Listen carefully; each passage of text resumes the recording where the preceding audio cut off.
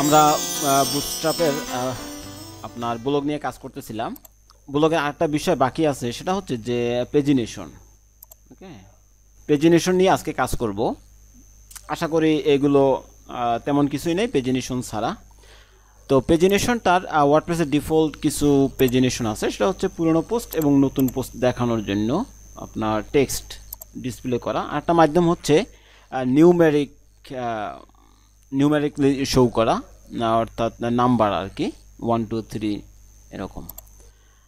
তো এর জন্য আমি কয়েকটা এমনি গেস্ট পোস্ট করি, আর টেক্সটগুলো আমি নিব সেই ব্লাইন্ড টেক্সট থেকে। তো ব্লাইন্ড টেক্সটের আমি কিছু একটা পরিবর্তন করে দেই। আচ্ছা, ঠিক আছে, ওকে, এটাকে কপি করে নিলাম, এখানে পোস্ট করে দেই।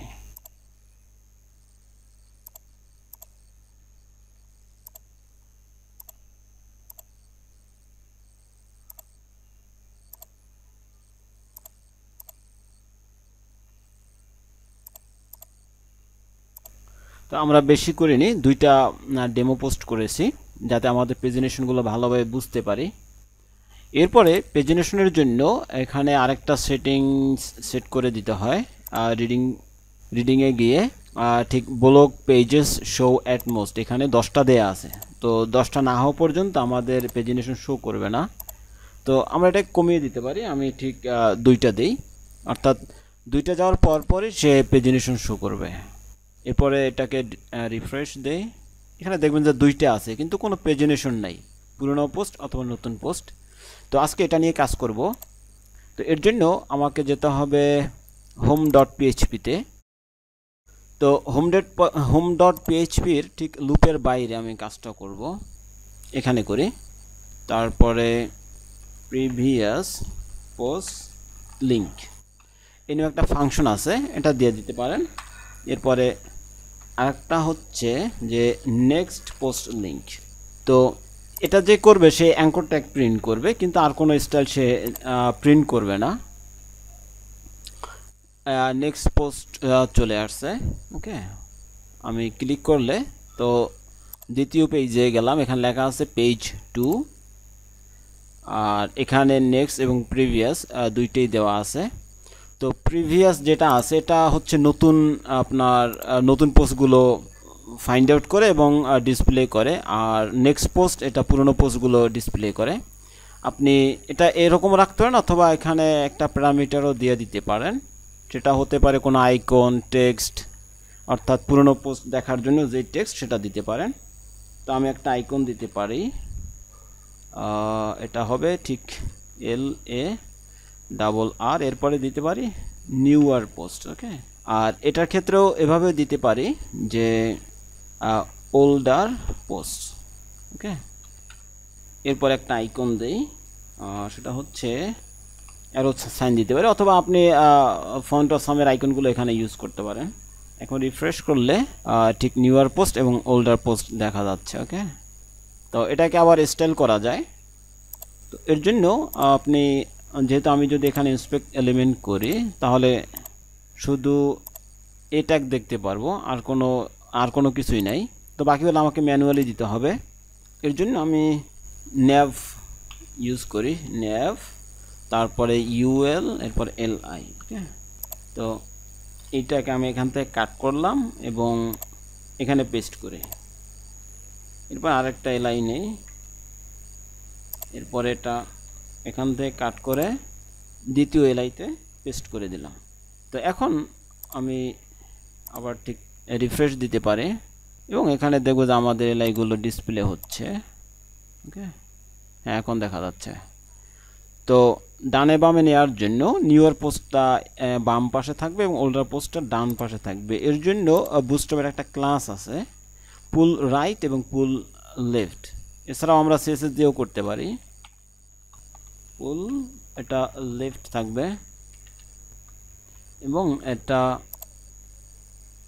পুল রাইট থাকবে। ওকে,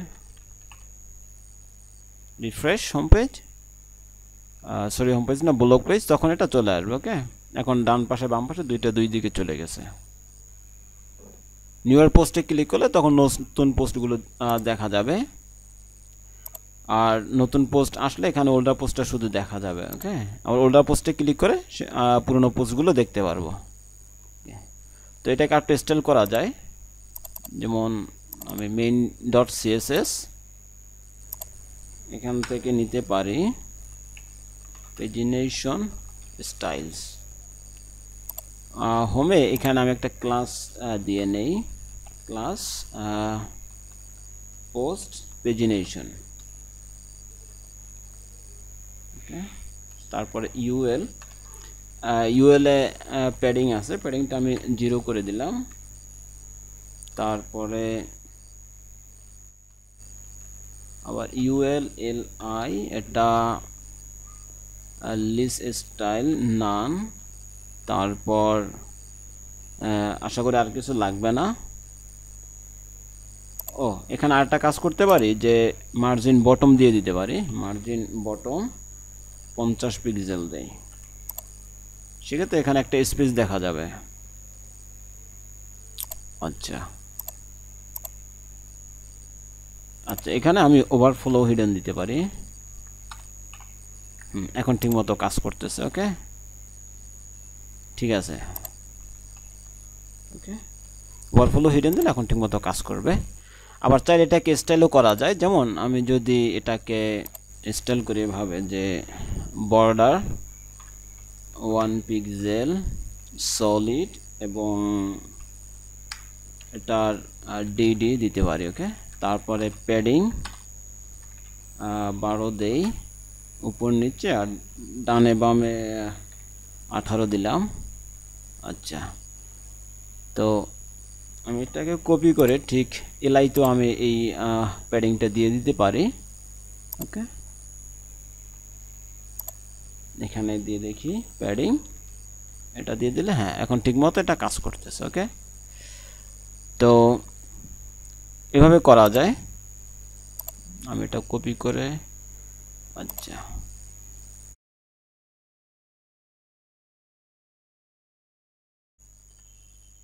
এখানে একটা এ ট্যাগ নিয়ে এই অংশটুকু আমি কপি করলাম, তারপর এখানে আমি পেস্ট করে দেই সিএসএস এর মধ্যে। আর এখানে যেই কাজটা করা যায়, এখানে আমি প্যাডিংটা এখানে দিয়ে দিতে পারি।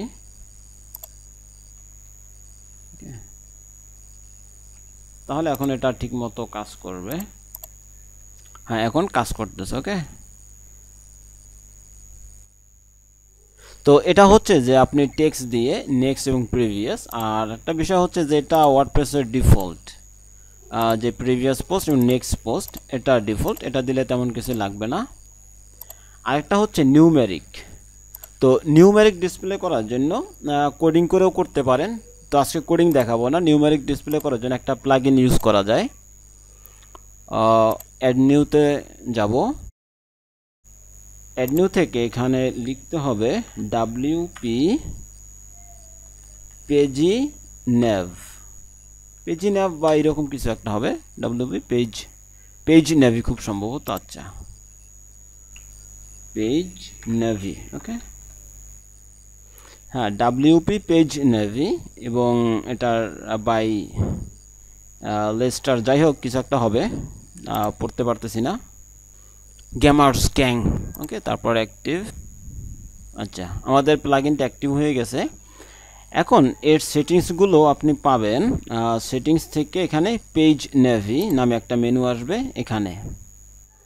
তো এদের এখানে কিছু সেটিংস আছে, তো চাইলে আপনারা এই আইকনগুলো চেঞ্জ করে দিতে পারেন, আপনাদের পছন্দ মতো আইকন চেঞ্জ করে দেয়া। এরপরে যেটা করতে হবে যে এটা কিন্তু এখানে শো হবে না, এর নিজস্ব একটা ফাংশন আছে, সেটি দিলে এটা শো হবে।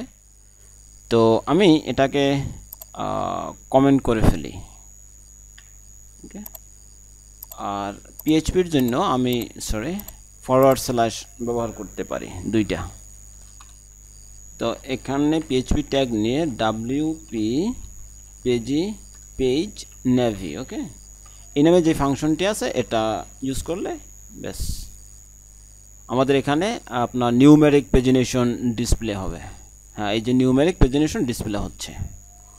তো এখন এখানে আপনারা ইন্সপেক্ট এলিমেন্ট করে এটাকে নিজেদের মতো করে স্টাইল করে নেওয়া যাবে। ওকে, মার্জিন বটম দিয়ে এখানে নিজেদের মতো করে স্টাইল নিয়ে কাজ করা যাবে। আর এই যে ডাব্লিউপি পেজ নেভি, এটা আপনি যদি গুগলে লিখেন ডাব্লিউপি পেজ নেভি প্লাগইন, ওকে, এটা লিখলে ওদের যেই প্লাগইন পেজ আছে সেই প্লাগইন পেজে যাবেন। এরপর এখান থেকে আছে this plugin provides the WP page navy function template tag which generates fancy pagination links, see this। তো লাইভ এক্সাম্পল দেখতে গেলে এখানে ক্লিক করে আপনি দেখতে পারবেন। ওকে, ও এটা ইনস্টলেশনের ওখানে গেছে। আচ্ছা, এখানে এক্সাম্পল দেয়া আছে, ঠিক আছে। এখান থেকে এক্সাম্পল দেখে নিতে হবে। আবার আরে সাপোর্ট করে এটা একটা, যাই হোক এখানে অনেক এক্সাম্পল দেয়া আছে, আমরা সেদিকে যাচ্ছি না। তো আশা করি আমাদের এখানে এটা বুঝতে পারছেন। এখন নিজেদের মতো করে হোভার ইফেক্ট, তারপরে স্টাইল, মাঝখানে নেয়া, এটাকে ধরে টেক্সট অ্যালাইন সেন্টার করে দিলে মাঝখানে চলে আসবে, টেক্সট অ্যালাইন সেন্টার দিলে মাঝখানে চলে আসবে। যাই হোক, এভাবে করে আমরা কাজ করতে পারি। তো আজকে এটা থাক প্লাগইন ব্যবহার করে। পরবর্তীতে আমরা দেখব যে কোডিং করে কিভাবে নিউমেরিক প্রেজেন্টেশন ডিসপ্লে করা যায়। ওকে, তো সবাই ভালো থাকবেন, আল্লাহ হাফেজ।